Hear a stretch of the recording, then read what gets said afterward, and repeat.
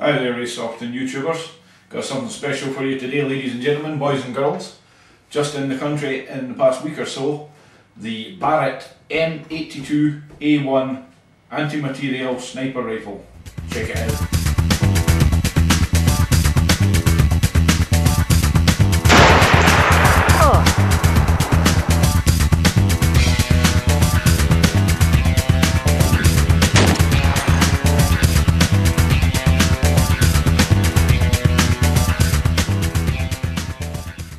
And here it is in the flesh.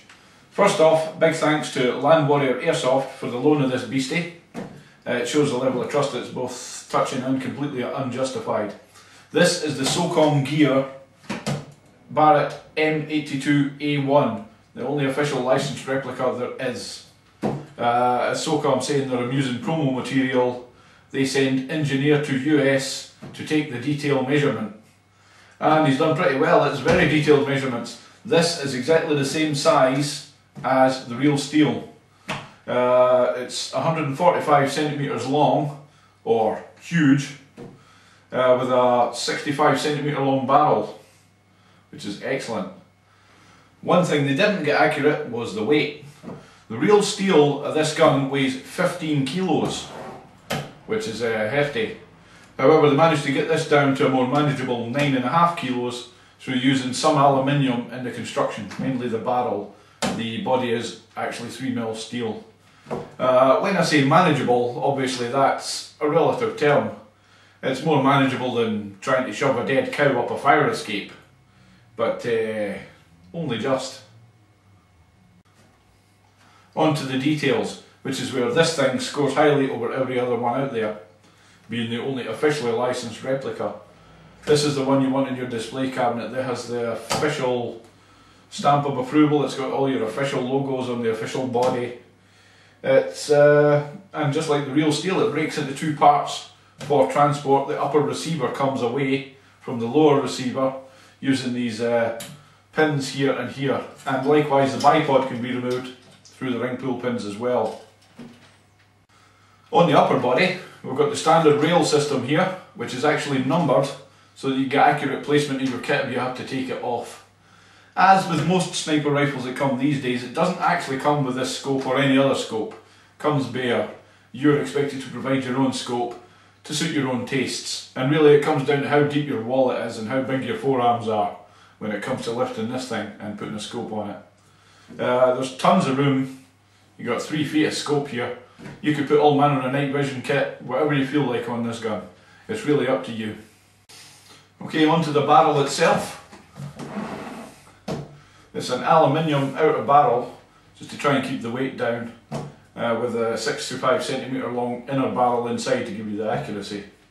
Now, all you socially inept gun nuts out there, and Americans, will know that the real steel actually has a large recoil system in here. Big system of springs and levers that takes a recoil when this cannon fires. This version doesn't actually have that. It's actually a fixed mount. However, there is a realism option on this, which will install a floating barrel and the spring system for the recoil, so that it will move.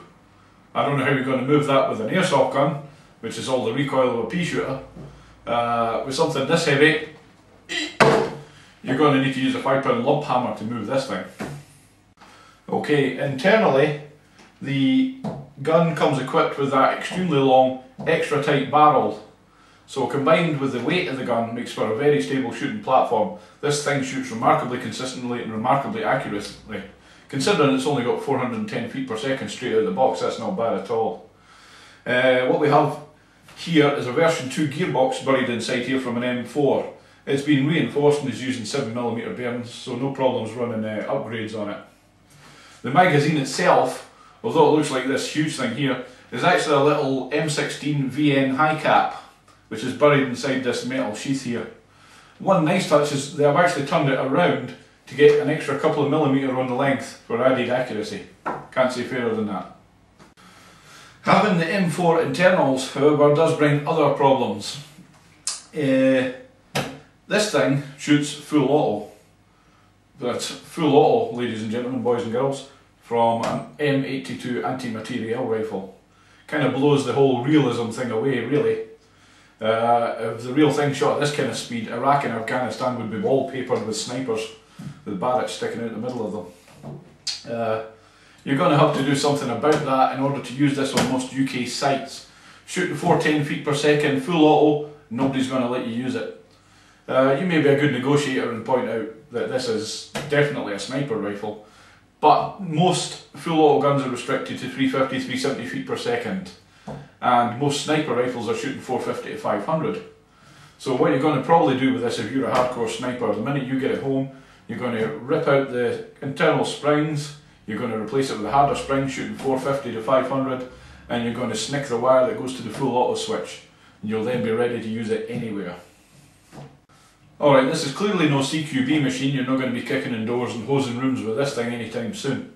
So there's every chance site operators allow you to use it without making the modifications.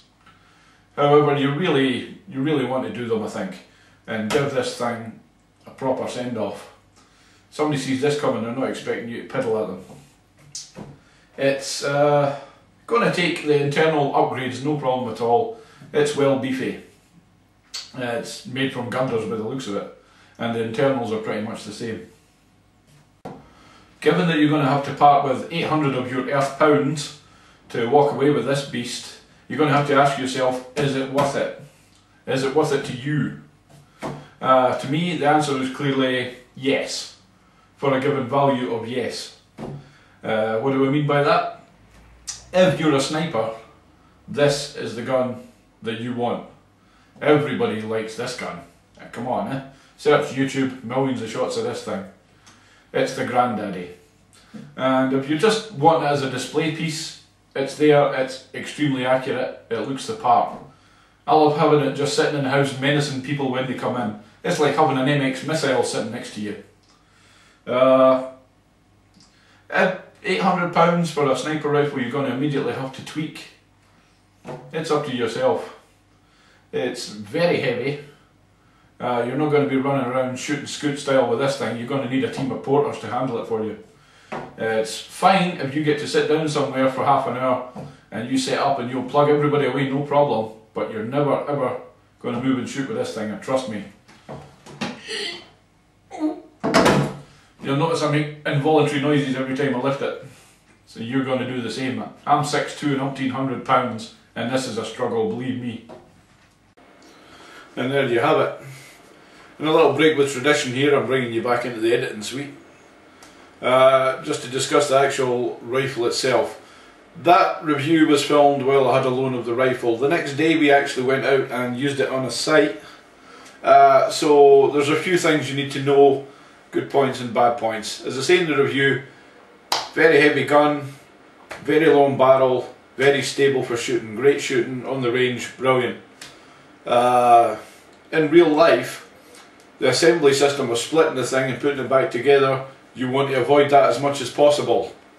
We found the nozzle could get damaged because you have to pull the hop-up unit back and then put it forward again every time you rebuild the thing.